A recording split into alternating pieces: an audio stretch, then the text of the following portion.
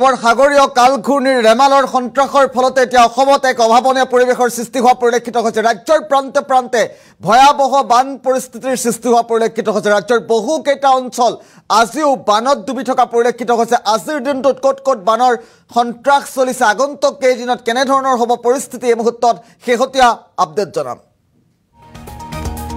Breaking news এই মুহূৰ্তত সাগৰীয় ঘূৰ্ণিৰ ৰেমালৰ ফলত অসমত হাহাকাৰ পৰিস্থিতিৰ সৃষ্টি হৈয়ে আছে। ধাৰাসাৰ বৰষুণৰ পাছতে ৰাজ্যৰ ভিন্ন প্ৰান্তত বানৰ সংহাৰ এই মুহূৰ্তত দেখিবলৈ পোৱা গৈছে।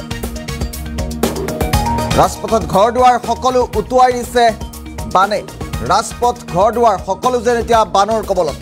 কামপুৰ শিলচৰত বানৰ ভয়ংকৰ ৰূপ দেখিবলৈ পোৱা গৈছে। আমি কেইবাটাও দৃশ্যাংশ এই মুহূৰ্তত দেখুওৱাৰ চেষ্টা কৰিছোঁ।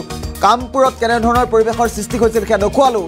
বৰ্তমান মুহূৰ্তত শিলচৰত কেনেধৰণৰ পৰিৱেশৰ সৃষ্টি হৈছে, এটাৰ পাছত আনটো অঞ্চল ডুবিছে বানপানী।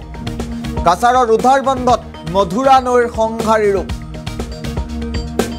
মধুৰা, জাতিংগা, বলেশ্বৰ, গুমৰা, চিৰি নৈৰ জলপৃষ্ঠ বৃদ্ধি পাই এক অভাৱনীয় পৰিৱেশৰ সৃষ্টি হৈছে। বানত আবদ্ধ ৰাইজক উদ্ধাৰ অভিযানত নামিল SDRF বাহিনী। বৰখলাত জাতিংগা নৈৰ বাঢ়নী পানীত ডুবিল বৃহত্তৰ অঞ্চল। সামগ্ৰিক পৰিৱেশ এই মুহূৰ্তত দেখুওৱাৰ চেষ্টা কৰিম। সাগৰীয় ঘূৰ্ণি ৰেমালৰ ফলত অসমত কেনেধৰণৰ পৰিৱেশৰ সৃষ্টি হৈছে এই মুহূৰ্তত দৃশ্যাংশ দেখুওৱাৰ চেষ্টা কৰিছোঁ। সাগৰীয় ঘূৰ্ণি ৰেমালৰ ফলত অসমত এক হাহাকাৰ পৰিৱেশৰ সৃষ্টি হোৱা পৰিলক্ষিত হৈছে। ৰাজ্যৰ ঠায়ে ঠায়ে বানৰ বিভীষিকা এই মুহূৰ্তত দেখিবলৈ পোৱা গৈছে। কেনেধৰণৰ পৰিৱেশৰ সৃষ্টি হৈছে ৰাজ্যত।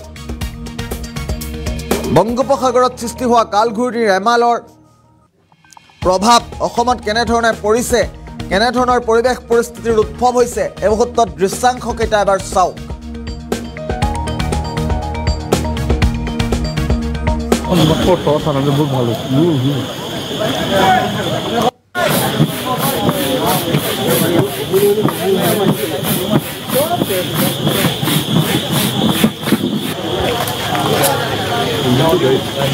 জয়ন্তিয়া সড়কের উপর দিয়ে বর্তমানে পাঞ্জিগ্রাম ওই পেট্রোল পাম্প থেকে শুরু করে রাস্তার উপর দিকে জল যাচ্ছে।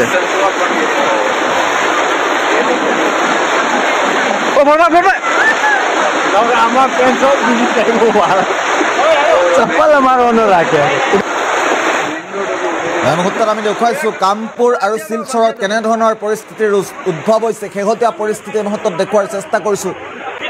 কামপুৰ শিলচৰৰ বানৰ ভয়ংকৰ ৰূপ কি ধৰণৰ পৰিছে, কেনেধৰণৰ সংহাৰী ৰূপ ধাৰণ কৰিছে। কালঘূৰ্ণি ৰেমালৰ প্ৰভাৱৰ ফলতেই জলপৃষ্ঠ বাঢ়ি আহিছে আৰু জলপৃষ্ঠ বৃদ্ধি পোৱাৰ পাছত অসমত কেনেধৰণৰ পৰিস্থিতিৰ উদ্ভৱ হৈছে আমি এই মুহূৰ্তত দুটাকৈ দৃশ্যাংশ দেখুওৱাৰ চেষ্টা কৰিছোঁ। কামপুৰ আৰু শিলচৰত কেনেধৰণৰ পৰিস্থিতিৰ সৃষ্টি হৈছে এই দিনকেইটাত আপুনি এবাৰ লক্ষ্য কৰক।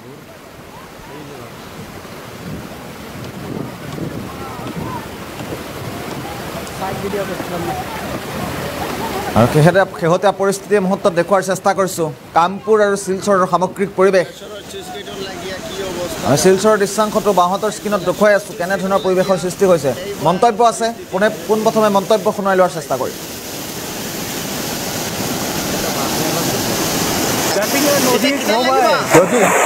জলপ্রবাহে আজকে রাস্তার উপরে এই যে দেখেন রাস্তার উপরে অবস্থা আর মানুষ কীভাবে হাঁটতেছে এই রাস্তার উপরে। বরখলার থেকে জারুলতলা আসা যাওয়া টোটালি বন্ধ। গতকালকে দেখিয়া যে অবিশ্রাম বৃষ্টির হতে ফলে বলেশ্বর নদী ওভারফ্লো হয়েছে। তাছাড়া এখানে যে বলেশ্বর যে সুইচ গেটটা আছে এই সুইচ গেটটা 9টা শাটারের মধ্যে এইমাত্র যে খবরটা পাইছি এখানে 2টা শাটার অলরেডি সিরিয়া ব্লক হয়ে গেছে, বাকি আরও 4টা শাটার ফাঁসি গেছে কি। টোটাল মহাদেবপুর গ্রামটাতে দেখুন পুরা প্রত্যেকটা মানুষের ঘরে জল আছে।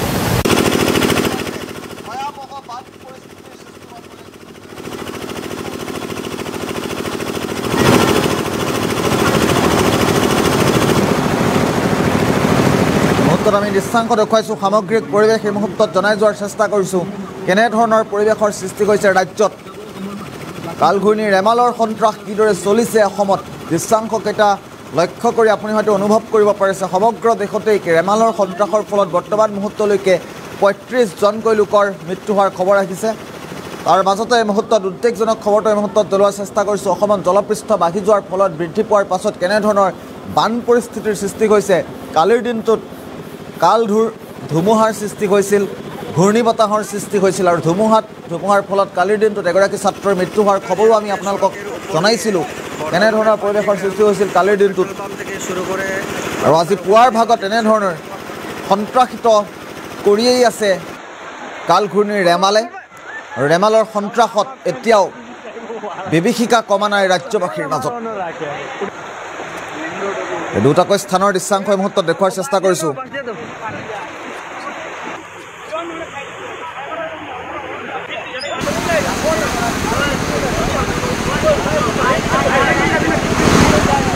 এই যে দলং ভেঙে গেছে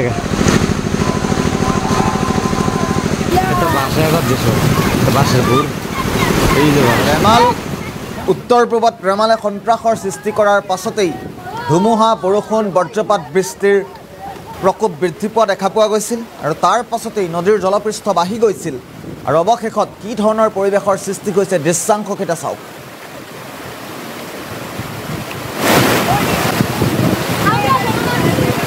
বলেশ্বৰৰ চুইচ গেটত লাগিয়া কি অৱস্থা দেখক। আজ বলেশ্বৰৰ চুইচ গেটত লাগিয়া এই ভয়ানক পৰিস্থিতি তবে দেখো আজ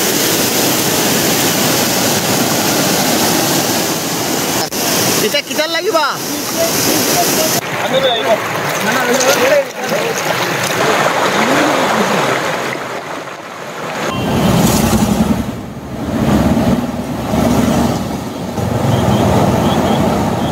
বেশি জোর করে নাই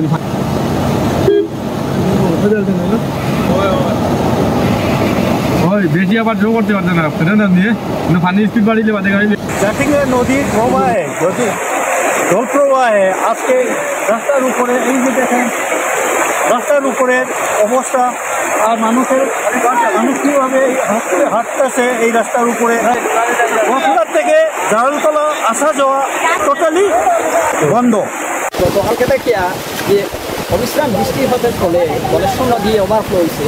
তাছাড়া এখানে যে বলেশ্বর যে সুইচ গেটটা আছে এই সুইচ গেটটা 9টা শাটারের মধ্যে এইমাত্র যে খবরটা পাইছি এখানে 2টা শাটার অলরেডি সিটিয়া ব্লক হয়ে গেছে, বাকি আরও 4টা শাটার ফাঁসি গেছে কি। আর টোটাল মহাদেবপুর গ্রামটাতে দেখুন পুরা প্রত্যেকটা মানুষের ঘরে জল আছে।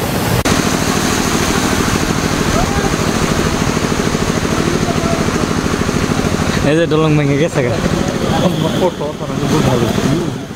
এটা বাসা এবার যেসব বাসের ভুর এই যে বাস